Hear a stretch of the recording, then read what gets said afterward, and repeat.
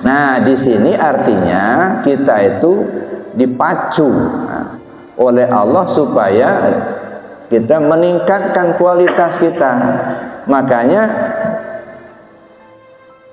disebutkan kalau sudah menemukan Lailatul Qadar itu ya, kalau pas ketemu Lailatul Qadar, angin berhembus menjadi berhenti begitu ya. Malam gelap terlihat terang gitu ya. Ini kan menurut saya ini kiasan semua ini Pak. Cuman kadang-kadang kita hanya pahami dengan bahasa lahiriahnya saja. Ya, kalau sudah menemukan Lailatul Qadar, angin berhembus menjadi berhenti. Kalau berhenti kan tenang.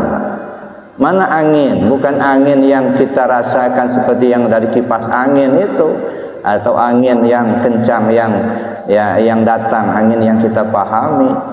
Angin di sini dimaksudkan adalah persoalan hidup.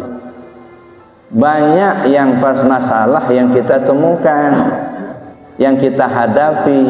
Ada masalah pribadi, masalah keluarga, masalah ekonomi, masalah di kantor, dan lain sebagainya. Berbagai macam masalah. Ini angin. Nah, kalau sudah ma'rifat kepada Allah, maka timbul ketenangan. Makanya kalau angin berhembus terasa tenang, berhenti anginnya. Kenapa? Orang arif itu tidak lagi melihat masalahnya, Pak.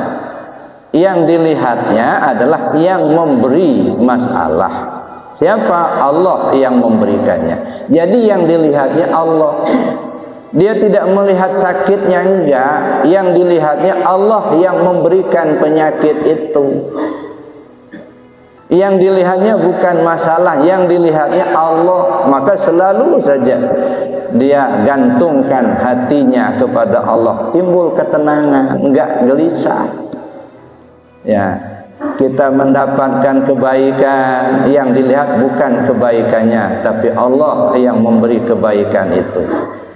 Kita mendapatkan persoalan hidup, masalah itu, yang dilihat bukan masalahnya, Allah yang ngasih masalahnya. Semuanya terpulang ke Allah, maka akhirnya timbullah ketenangan. Artinya kalau angin berhembus, maka angin berhenti ketika kita berada pada malam Al-Qadar.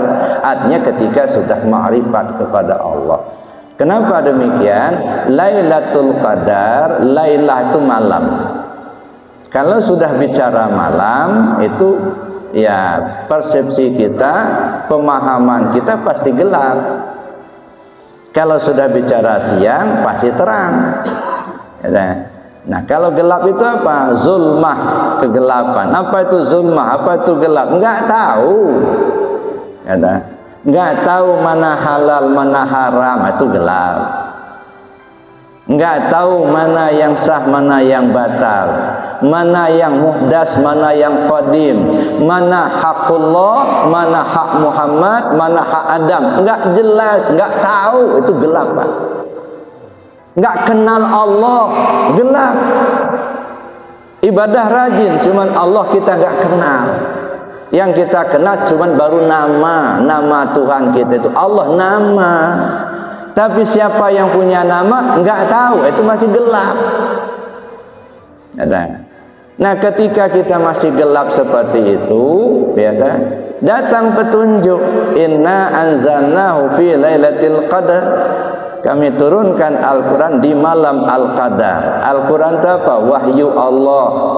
Wahyu Allah itu untuk apa diturunkan? Untuk jadi petunjuk. Artinya ketika kita sudah mendapatkan Al-Qadar, ketentuan, penentuan, petunjuk dari Allah, begitu kita sudah mendapatkan petunjuk, yang tadinya banyak maksiat dia tinggalkan, akhirnya banyak taat. Itu dapat petunjuk. Yang tadinya tidak mengenal Allah, lalu dia belajar, akhirnya mendapatkan ma'rifat dia kepada Allah. Yang tadinya dia tidak taat kepada Allah, lalu menjadi taat kepada Allah. Ini namanya petunjuk. Nah, kalau kita sudah menemukan itu, artinya kita sudah mendapat Lailatul Qadar itu. Nah, jadi jangan dipikir memulai Lailatul Qadar itu nunggu-nunggu kalau angin berhenti, gitu. Nunggu-nunggu kalau malam gelap jadi terang.